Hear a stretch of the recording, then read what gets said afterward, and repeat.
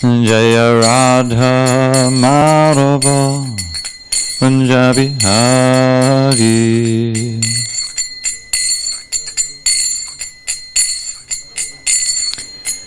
Jaya Radha Madhava Kunja Bihari. Radha Madhava Kunja Bihari. Gopi Jana Vallabha Girivaradhari. Gopi Jana Vallabha Girivaradhari. Gopi Jana Vallabha Girivaradhari. Gopi Jana Vallabha Girivaradhari. Yashodanandana Braja Jana Ranjana. Yashodanandana Braja Jana Ranjana. Yashodanandana Braja Jana Ranjana. Anandana Braja Jana Ranjana.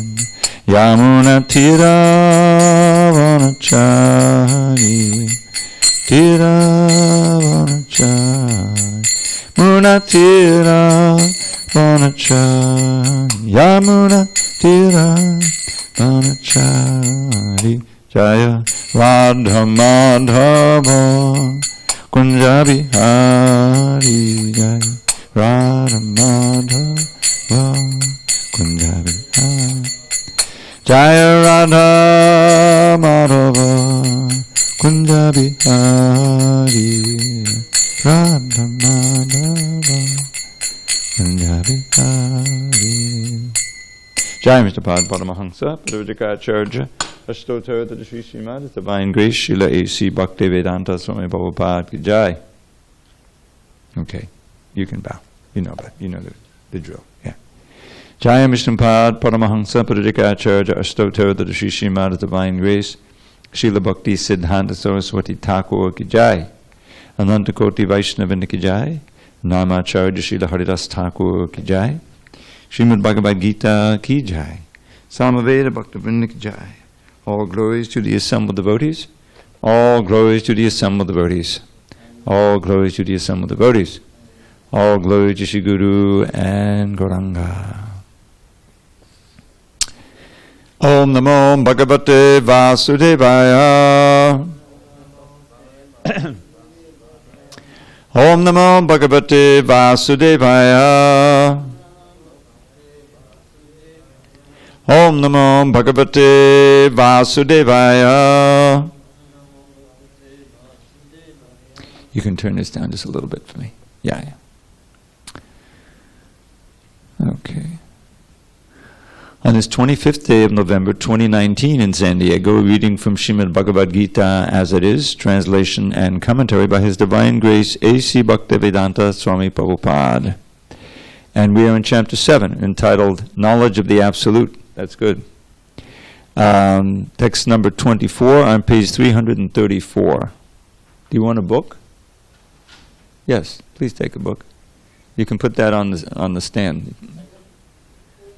You take the sign from her. Take the sign.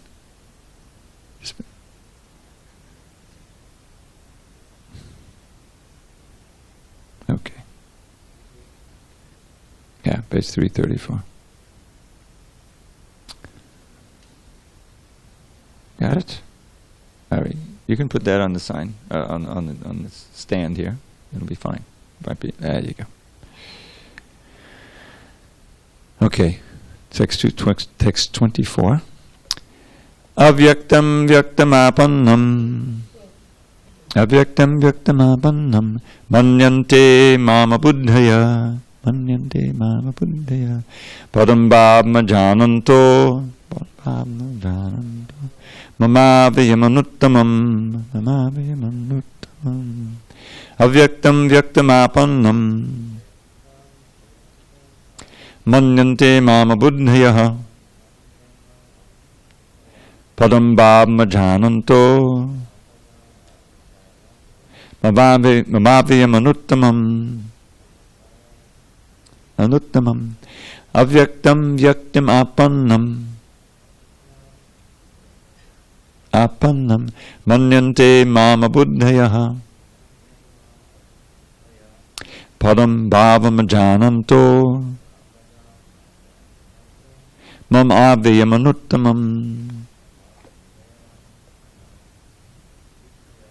All right, I'll read the synonyms. Avyaktam, non-manifested. Vyaktim, personality. Apannam, achieved. Manyante, think. Mam, me. Abuddhayaha, less intelligent persons. Param, supreme. Bhavam, existence. Ajananta, without knowing. Mama, my. Avyayam, imperishable. Anuttamam, the finest. Translation. Krishna says to Arjuna, unintelligent men who do not know me perfectly think that I, the Supreme Personality of Godhead, Krishna, was impersonal before and have now assumed this personality. Due to their small knowledge, they do not know my higher nature, which is imperishable and supreme. Purport. Those who are worshippers of demigods have been described as less intelligent persons, and here the impersonalists are similarly described. Lord Krishna in his personal form is here speaking before Arjuna, and still, due to ignorance, impersonalists argue that the Supreme Lord ultimately has no form. Yamunacharya, a great devotee of the Lord in the disciplic succession of Ramanujacharya, has written a very appropriate verse in this connection. He says, Tvam Shila Rupa Charitai Padamaprakristai Satvena Satvikateya Prabalaischa Shastrai Prakyata Daiva Padamata Vidambataischa Naiva Soda Prakritiya Prabhavanti Bodhum. My dear Lord, devotees like Vyasadeva and Narada know you to be the personality of Godhead.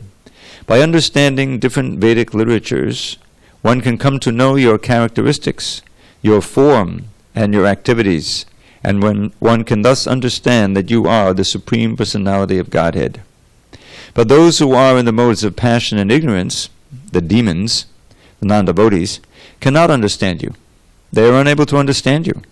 However expert such non-devotees may be in discussing Vedanta and the Upanishads and other Vedic literatures, it is not possible for them to understand the personality of Godhead. Stotra Ratna 12. In the Brahma Samhita, it is stated that the personality of Godhead cannot be understood simply by study of the Vedanta literature. Only by the mercy of the Supreme Lord can the personality of the Supreme be known. Therefore, in this verse, it is clearly stated that not only are the worshippers of the demigods less intelligent, but those non-devotees who are engaged in Vedanta and speculation on Vedic literature without any tinge of true Krishna consciousness are also less intelligent, and for them it is not possible to understand God's personal nature. Persons who are under the impression that the Absolute Truth is impersonal are described as abuddhaya, which means those who do not know the ultimate feature of the Absolute Truth. In the Srimad Bhagavatam, it is stated that supreme realization begins from the impersonal Brahman and then rises to the localized Supersoul. But the ultimate word in the Absolute Truth is the personality of Godhead. Modern impersonalists are still less intelligent, for they do not even follow their great predecessor Shankaracharya, who has specifically stated that Krishna is the Supreme Personality of Godhead. Impersonalists, therefore, not knowing the Supreme Truth, think Krishna to be only the son of Devaki and Vasudeva, or a prince or a powerful living entity. This is also condemned in the Bhagavad Gita 9:11. Avadanande mamudha manushim tanam ashvatam. Only the fools regard me as an ordinary person. The fact is that no one can understand Krishna without rendering devotional service and without developing Krishna consciousness. The Bhagavatam 10:14-29 confirms this. Atapite deva padam bhujadvaya prasada leshanugayita evihi janati tattvam bhagavan mahimno nachanya eko picharam vichinvan. My Lord, if one is favored by even a slight trace of the mercy of your lotus feet, he can understand the greatness of your personality. But those who speculate to understand the Supreme Personality of Godhead are unable to know you, even though they continue to study the Vedas for many years. One cannot understand the Supreme Personality of Godhead, Krishna, or his form, quality, or name simply by mental speculation or by discussing Vedic literature.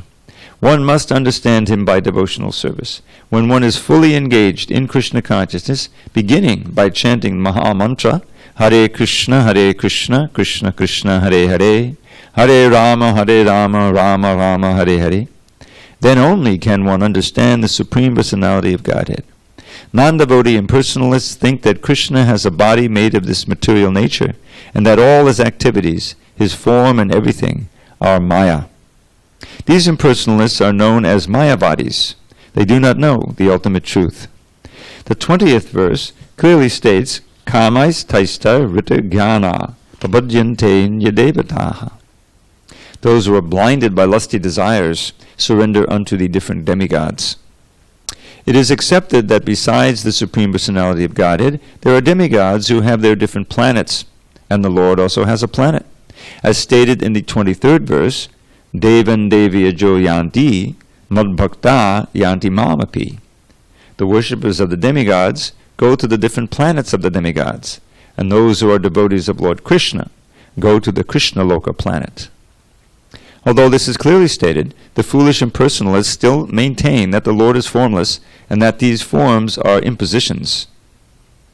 From the study of the Gita, does it appear that the demigods and their abodes are impersonal?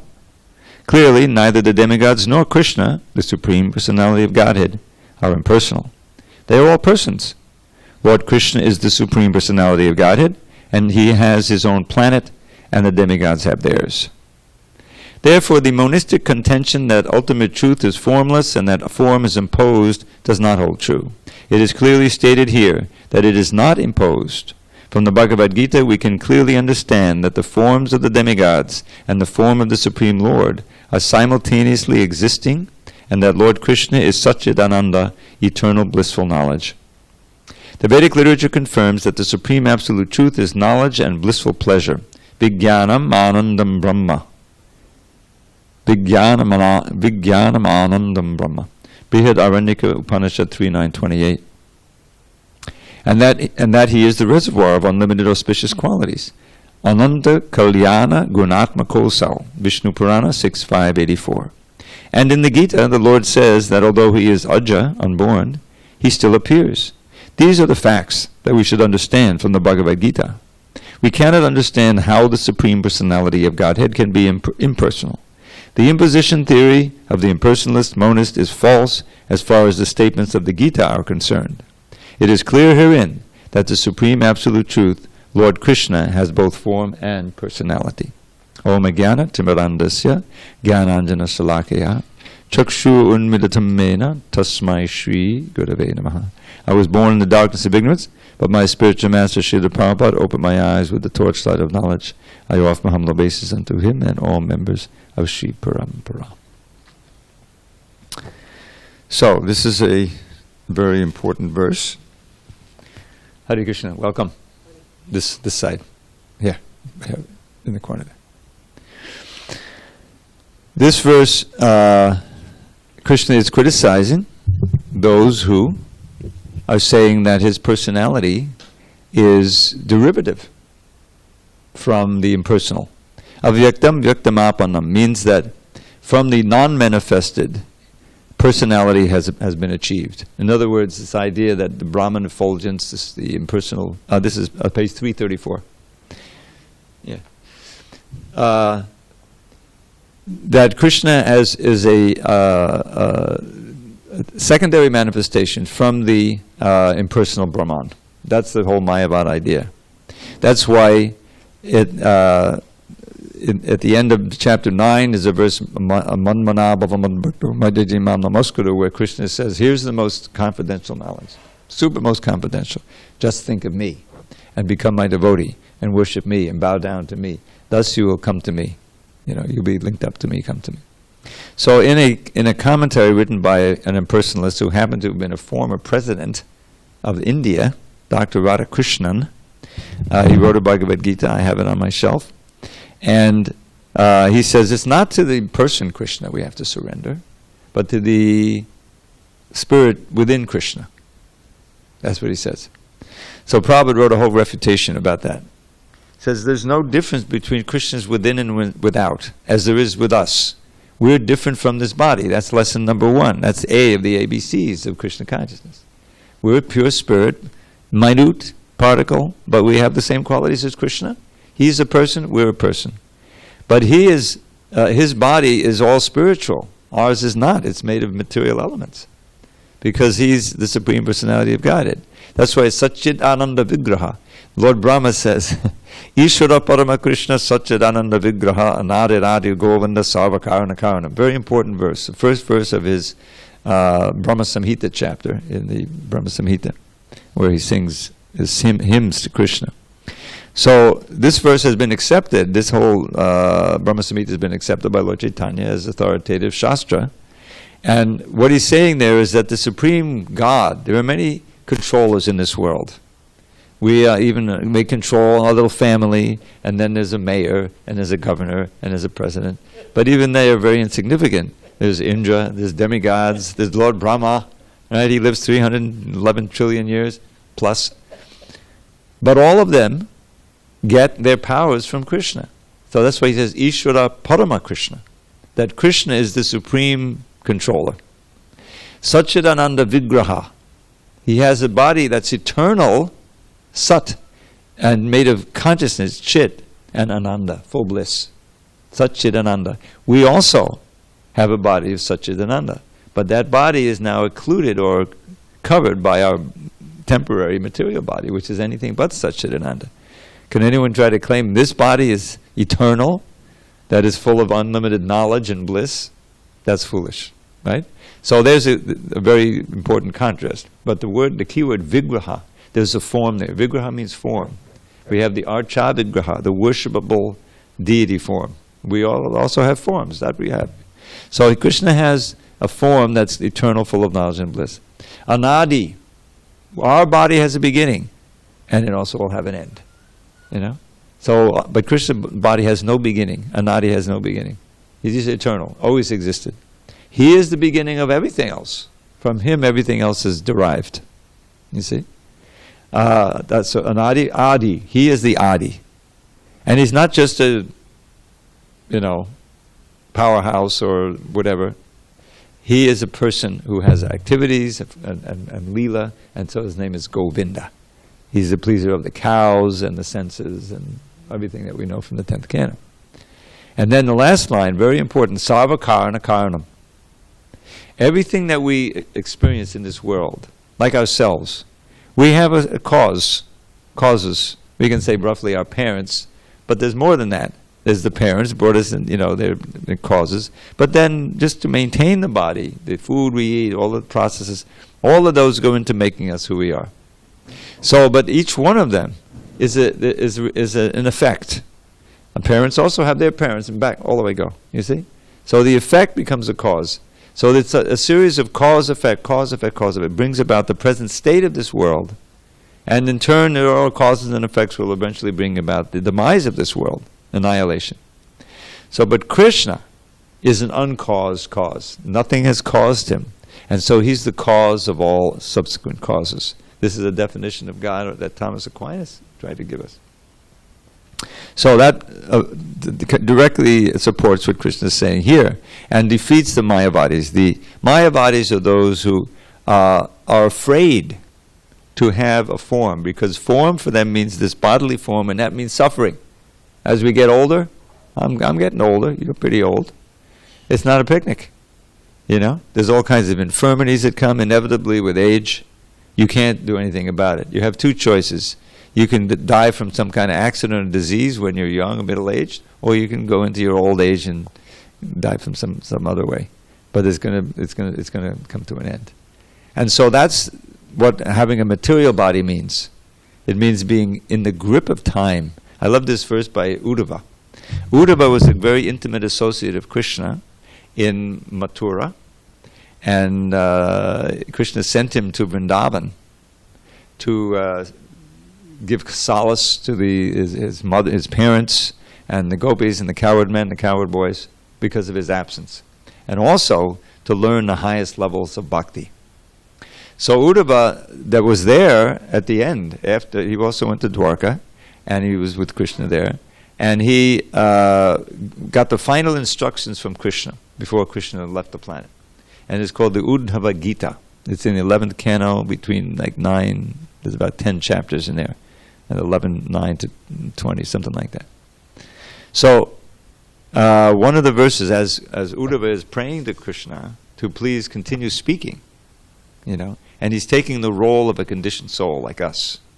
And what he says there is, Dashtam Janam Sampatitam Bilesmin Kalahina Chuddu Sukoru Tarsham Samudharayanam Kripaya Bhavaga Vachobira Sincha Mahabhava. This language is so beautiful. So he said, Dashtam. You know what Dashtam means? Bitten. I've been bitten by the snake of time. I've fallen into this snake hole, big snake hole called the material world. Bile. Sampatitam means totally entrapped. And I'm being threatened by the snake of time. And I know everything is temporary. I'm doomed. But despite that understanding intellectually, Chudra Sukoru Tarsham, I have this great thirst and longing for insignificant little sense pleasures, which is really what keeps us trapped here. It's a drug. The sense pleasures are kind of a drug so that you don't have to really face your existential condition in this material world, which is that you're heading toward destruction, that it's hopeless. You're not going to survive. So all your plans for success in this world are doomed. It's completely foolish. But if we don't have Krishna consciousness, that's all we have, and we place our attention here, and we stay bewildered, and we suffer birth after birth. So what's the solution? So Uddhava says, Samudharayanam, please lift me up out of this hole. How? Not by your hand, that's another prayer, but by your instructions. Kripayapa varga vachobarasinja, pour the nectar of your words upon me, which lead to liberation from being trapped in this material world. How? By enlightening us in bhakti yoga, giving us the means and the method by which we can connect to Krishna and stay connected to Krishna. And then next time we leave this body, we don't have to come back. Prabhupada's famous phrase, go back home, back to Godhead. Don't we go back to that home where you never have to leave? You always have to leave a home. People think they're secure in their big, Hollywood home. But even now we're finding, oh my God, the fires are coming. There's no security. And then you have the homeless. They don't even have a home. So they're always in distress. It's just scary to think about that. But that's material. We're homeless here. We're not home. How can you be at home when after a certain time you're evicted? Your real home in this body, in this world, is your body, right? You carry that apartment with you wherever you go. But eventually you're evicted even from there. You're going you know not where, right? According to your activities, your karma, your consciousness that you formulated. So knowing the science of yoga, of bhakti yoga, you want to be careful how you formulate your consciousness, moment to moment, every day. Because that thoughts, is very plainly stated in the next chapter, next week we'll get to it. It says, yang vapi smarang bhavam jajachante kalevaram tam damevaiti kondreya sada tad bhava bhavita. Yang vapi means, when they repeat a word in Sanskrit, it means that whatever you remember when you quit this body, that's going to determine your next body, whatever the predominant thought is. So what are we thinking about? That's the whole point of this whole society, to give us a context in which we can live our life and every moment think of Krishna. The whole thing is built around the sadhana, bhakti, to get you chanting Hare Krishna, remembering Krishna, and then working for Krishna and trying to, integrate Krishna into your life so that you're ready at any moment to leave the body. And you don't have to be paralyzed with fear, I don't know where I'm going. That's the whole idea. It's based completely on the Bhagavad Gita. And the verse before, Krishna gives very great encouragement. Antakale chamameva smaran mukta kalevedam hipyati samadbhavam yasti natyatra sangshaya. Antakale means, this word kala means time. The end time of the body. It means death. Antakale chamameva smaran. If one remembers me, mameva smaran mukta kalevedam, you're giving up the body. That's what mukta kalevada means. Tam tamevaiti konteya. One will come to me. Sadatad bhava bhavita. Because you're absorbed in thought of me. It's very simple. That's why devotees, when they leave their body, they try to have as many devotees around them chanting Hare Krishna. I've been attendant for at least half a dozen devotees leaving their body. They asked me to come because I like, singing. You remember Radhanath in the wheelchair? Yeah. And Ojasvi, we're here for Ojasvi. Do you remember Ojasvi? Padmavati, the lady. Got a call from her. She had the COPD. You know what COPD is? COPD is chronic obstructive pulmonary disease. Many years of smoking before she became a devotee. So gradually over time it became harder for her to breathe. She became this class with an oxygen thing, And then she knew it was happening. She calls me up. It's Ekadashi, which is auspicious. I don't know if you know about Ekadashi. Yeah. And so Vijendranandana happened to be in town. So we went to the hospital. And it was quite a scene. So you know who was at the hospital already? Ladli and Vrajavadu were already there in the room. This lady, Vrajavadu, she lived to be 99. She lived in this temple, not in the temple, but in the community for like 50 years. And she was a wonderful devotee. And she was there helping Padmavati to go, singing Hare Krishna. Ladli was there taking care of Vrajavadu and also singing Hare Krishna. You remember that? Yeah. Yeah, Vrajavadu, She would sweep the patio. She would collect the extra prasadam, go down to the beach and feed the seagulls.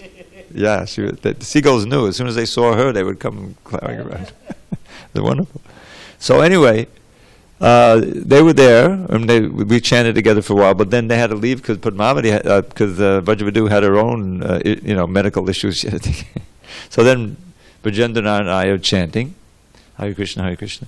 Then her daughter and two sons were there. They had flown in from wherever, So we're chanting, and Padmavati's lying there, And then there's a thing where they decide to pull the plug, So they asked us to leave the room. We tried to explain to them, no, it's really important that we chant here. We said, no, we want it to be a private affair, What could we do? They're in charge.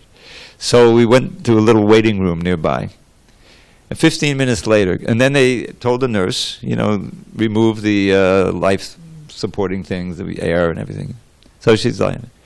But after 15 minutes, one of the brothers, the sons came in and said, you better come in, you better come back because she's hanging on. She doesn't want to go. She's not going. She was, willful enough to want to hear the holy name when she was leaving her body. She had the strength to hold. So we came there and she was breathing with difficulty, And so we started chanting again, and within 5 minutes she relaxed and let it go. And she left her body, the chanting. And she looked, I don't know if I want to say beatific, but she looked at peace at that point, So this is what it all comes down to. All of your hopes, relation to this body are going to come to, you're going to have to leave it all behind. But what you take with you is your consciousness. What you've cultivated, your assets in Krishna consciousness. So, this verse is very important because Krishna he's criticizing those who are putting his personality and his body and his activities secondary, and saying that beyond that is the impersonal. That's not true. The impersonal Brahmajyoti, the effulgence, is simply an effulgence of his body. Let's again in Brahma Samhita. Yasya prabhapa bhavato jagadanda koti shrishesha vasudhadi vibhuti bhinnam tad brahma nishkalam anandam ashesha bhutam govindamadi purusham tamaham bhajami. I worship Govinda, the primeval Lord. This is Brahma speak. Whose bodily effulgence, yasya prabha, literally means whose bodily effulgence, is creating unlimited universes with that energy. Krishna mentions that in the 14th chapter. Haribo. You need a chair? Get this chair for her. Bring this chair over there. One of them. Thanks, Prabhu. Koti Svashesha Vasudhari Vibhuti Bindam. And Koti means millions, tens of millions. All these universes are created just through that effulgence. But I worship Govinda. I'm not worshiping the effulgence. I worship Govinda the primeval Lord, whose effulgence is doing all this. So, Avyaktam Vyaktamapam. Now, Prabhupada has a long purport here, which means that Baladev Vidyabhushan had a long purport. Baladev Vidyabhushan, if you look at the very beginning of this book, you see he dedicated it to him. Now, Vidyabhushan means he has the ornament of knowledge, very learned member of our parampara. And he wrote an extensive commentary on the Bhagavad Gita, which Prabhupada referred to when he wrote his purports. So first he quotes here from Yamunacharya. Now he's in the cyclic succession. He's the spiritual master of Ramanujacharya. And he's saying, one can come to know your form and characteristics by understanding that from the Vedic literature. But those who are in mode of passion and ignorance, the demons, cannot understand you. The thing is, Krishna reserves the right of not being understood by anybody. After all, he's in our heart. He's giving us the intelligence, the knowledge to do what we do. I'm in the heart, he says in chapter 15, in the heart of everyone, and from me come knowledge and remembrance and forgetfulness also. He's also helping us forget. So he reserves the right of not revealing his form and his personality to everybody. And he'll if you want to believe that he doesn't exist, or that he's derived from the impersonal, then he'll let you believe that. Very important verse here, again by Lord Brahma, the second verse quoted, Atapite deva badam majadriya, that one has to get a little of your mercy to understand you. It's all by revelation. Krishna is completely beyond the range of our senses and mind. That's what the definition of transcendental is. So how can we know him? We can't know him by speculation, by investigation, only by his mercy, by his revelation. And what does he respond to? Only bhakti. Not the yoga, not the some material wealth or erudition. No. It's said here, Lord Brahma, who should know, he himself had been bewildered. And this verse is a prayer that he uttered. Do you know the story? Where Brahma tried to test Krishna's powers. He wasn't as stupid as Indra and try to annihilate the whole thing. He did something harmless. He hid his calves, not the cows, but calves, because it was a calf herd at that point, and his boys. And so Krishna's on the bank taking lunch, and then the boys got absorbed in their interaction with Krishna, and of course the calves wandered off. Says, "Oh my God, what happened to the calves?" And so Krishna says, "Oh, don't worry, I'll get the calves. You just stay here nicely on the bank and keep taking your lunch. I'll be right back." So he goes and he follows the calves, but he can't find the calves. Brahma had hidden them somewhere and put them in some mystic somewhere. He didn't harm anybody. He didn't threaten them like Indra. So Krishna says, "This must be Brahma." So he goes back to the bank. Sure enough, the boys are gone now. So now he's alone. So Brahma, meanwhile, he did this, and this what's so amazing, this incredible time difference. Brahma lives for 100 years of his time, right? We may live for 100 years, mostly less, but his 100 years are different than ours. His 100 years are 311 trillion, 40 billion of our years. So that means that his minute, or his second, is like a year for us. So Brahma came right back. He was a little scared of what he did. He wanted to check up on Krishna. So he comes back, and meanwhile, Krishna has expanded into a full set of boys and calves. And the remarkable thing is that he completely duplicated all the nuances of their personality and their dress and everything. Everybody has their own little way of doing things, right? So he completely duplicated them. And the same thing with the calves. I mean, the cows also know their own calves, right? So then he had a full set of calves, a full set of boys, and he just kept playing. And so Brahma said, "What's this? I took the boys." And so he checked and made sure that the boys were sleeping in their mystic slumber, and the calves. So he couldn't figure out what was going on. So meanwhile, while Brahma had gone away for a half second of his time and come back, the whole year had passed on earth. So during that year, Krishna, everything just went on as normal, Now what happened is, before this happened, Krishna had killed this huge snake called a Gasara. Gasara means the sinful demon, sin personified. But so that snake just dried up, and he must have been deep in the forest because no one no one noticed.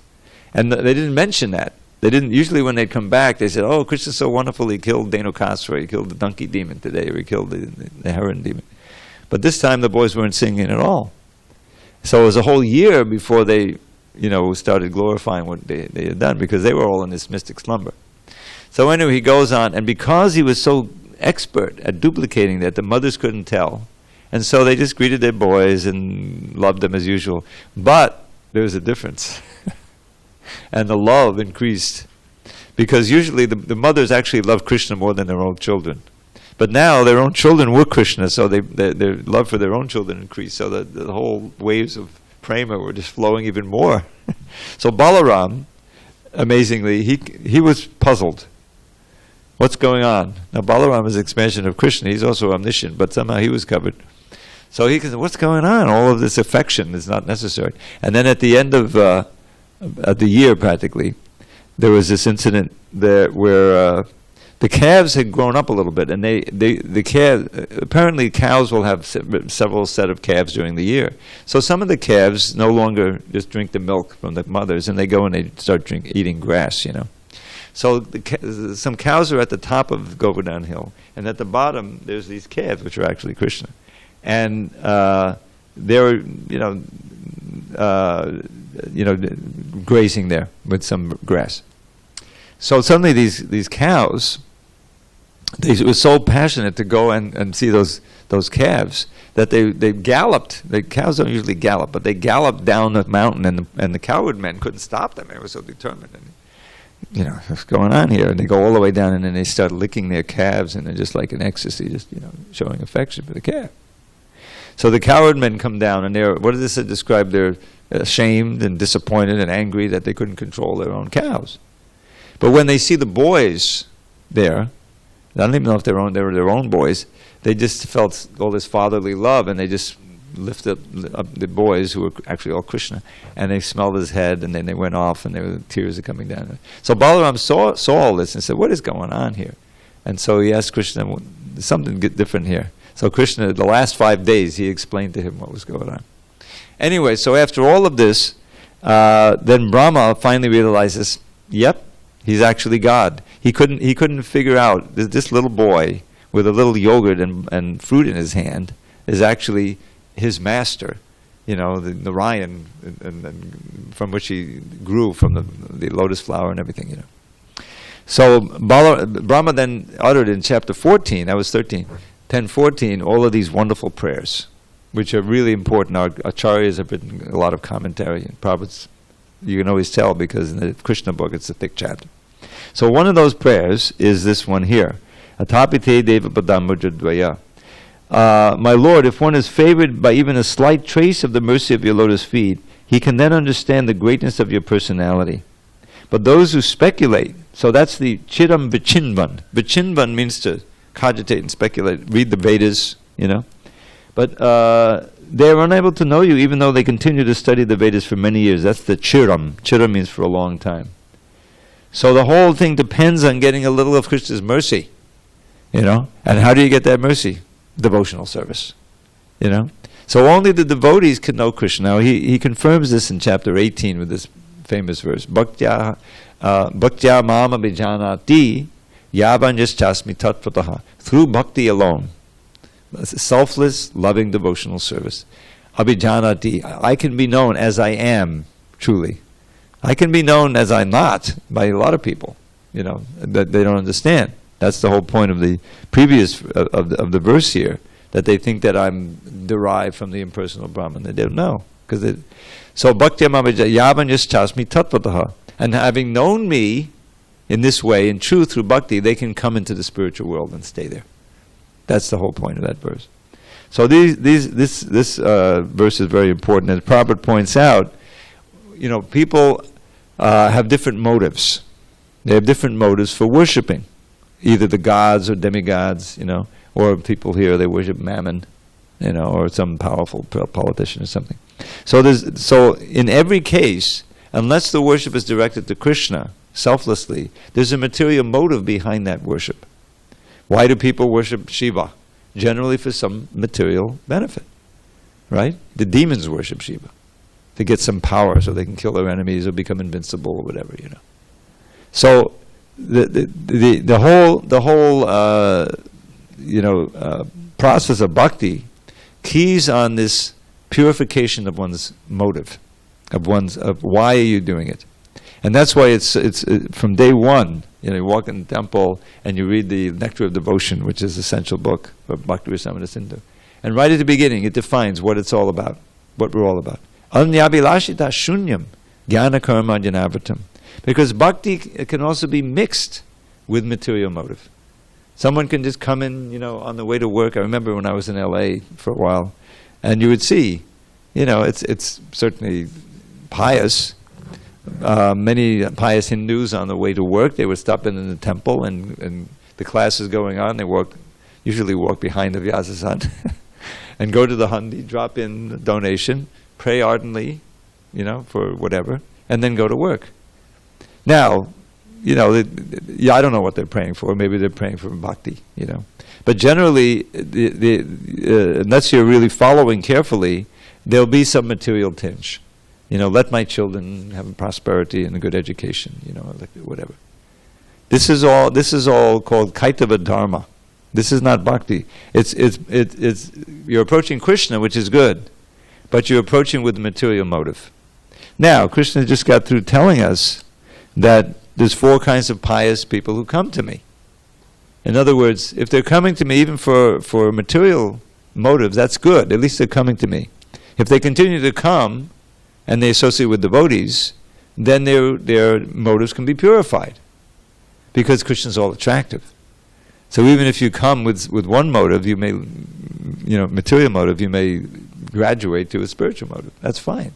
Many people come to the temple, for the Sunday feast, free food. It used to be always free. Sometimes now maybe it's free. But the point is, just the atmosphere, good friends, good company, whatever. That's fine. Good. You're coming into the association of devotees. And then you get a book, so you can find out why and what's going on, and curiosity. That's another motive people come, because Krishna says, right? Jigyasa. So, but in the final analysis, to achieve success, one's motives have to be pure. And what's the only motive? Just to please Krishna.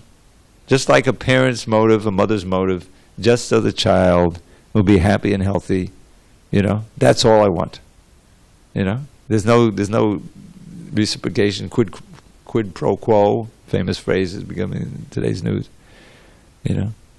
I'll only, swaddle you and give you food if you give me this. No, there's nothing like that.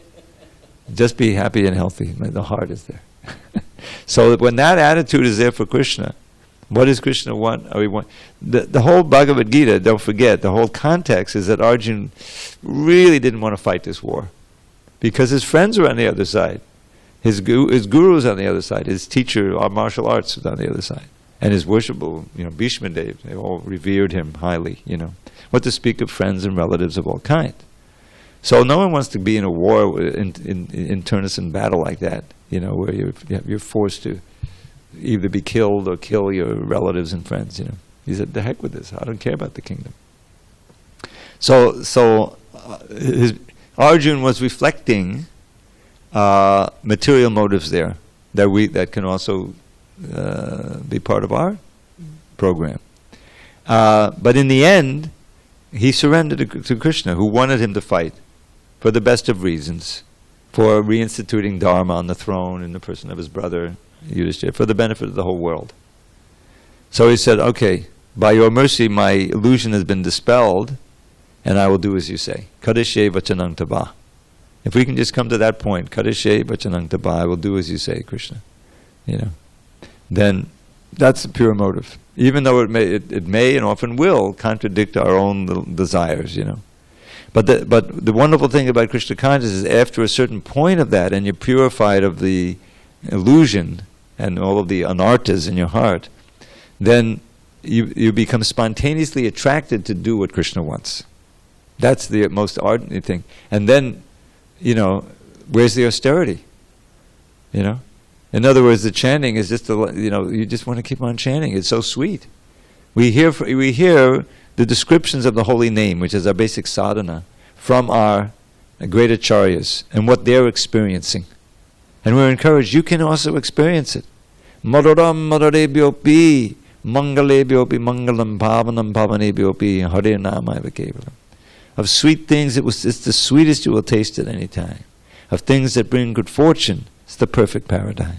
Of things that purify, it purifies most powerfully the holy name of Shri Hari, surely all that be. So, now, I don't know, I haven't had a glubjam in a long time, but I think they've been serving them out at the feast. Every month or so we see some glubjams. So big holidays often. So, I remember, back in the day when I was a young man, and glubjamins are like, are you kidding? Let me have one more, I just had 10. they're addictive. So, but there's a limit. You can't have so many. Intellectually that there's going to be a price to pay. But you don't care. Your intelligence is covered, right? So, now just imagine there was something that was as tasty and as sweet as that, and there was no downside. The more you ate, the more you In other words, you can just eat from here to eternity. That's what you can cultivate the holy name. The holy name is actually that sweet.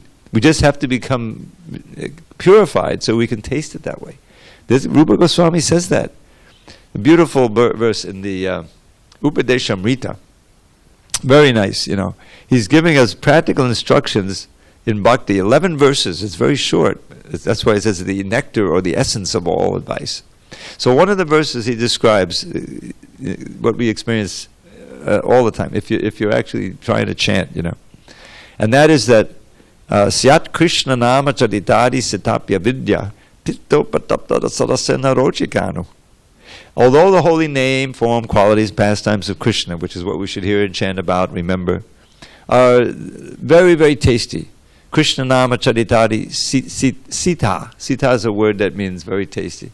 Although that's true, because we have this disease of ignorance cultivated over many, many births, we don't taste it as sweet, we taste it as bitter. Or maybe you say boring, whatever. Not attractive. I want to do something else. My mind wants to go elsewhere. So, so that's compared to like hepatitis. I had a serious case of hepatitis once back in '69. And sure enough, nothing, the sweet tasted sweet. There was a bitterness to it. What's this? But it said that one of the cures is to take sugar candy, even though it's bitter. And then the natural sweetness of the sugar candy will return. When that means you're cured, you're getting cured. So similarly, the form, the name, form, qualities of pastimes, which are sweeter than anything, but we don't taste it. But if you keep chanting anyway, anudinam kaluchaiva justa svadvi kraman bhavatitankanamula hantri, that the disease of ignorance and illusion is destroyed at its root, and the natural tastiness of everything having to do with Krishna returns. Then you're at a position, where's the austerity? Give me some more service. We've had devotees like that, Jayananda, who would work like anything to put on the Ratha Yatra. That was his specialty. He would engage so many other devotees, and he was having a great time. He'd sleep out at the site, he would cook and everything. He's famous for that. And he had a tremendous taste for that because he really loved Prabhupada, he loved preaching, and he loved Krishna's consciousness. So that's the state we want to get to. And that, is Krishna's assuring us that is possible to come to if you follow my instructions. Okay, the class is over already. Sorry. Let's see. All right, yeah, we have what? Time didn't stop yet? Another class tomorrow. But let me do a quick poem. This morning we read something, was a verse from the Govinda Lilamrita. It was picked out, we have this nice Back to Guided magazine. And it was actually verse number 1 of the parrot song. A male parrot and a female parrot are singing about Krishna and Radha respectively. So this was a verse. I couldn't remember the English poem, but I think I can remember it now. His black complexion marks mascara, sapphires, and the blackish cloud. His smooth complexion marks mascara, sapphires, and the blackish cloud. His garments shine like reddish rising sun, with lightning bolts endowed. With sandal paste enhanced with camphor are his handsome limbs replete. May none the sun bestow on me the service of his lotus feet. Okay, there are more of those. We'll share those for you tomorrow. There's 8 more. All glories to Srila Prabhupada.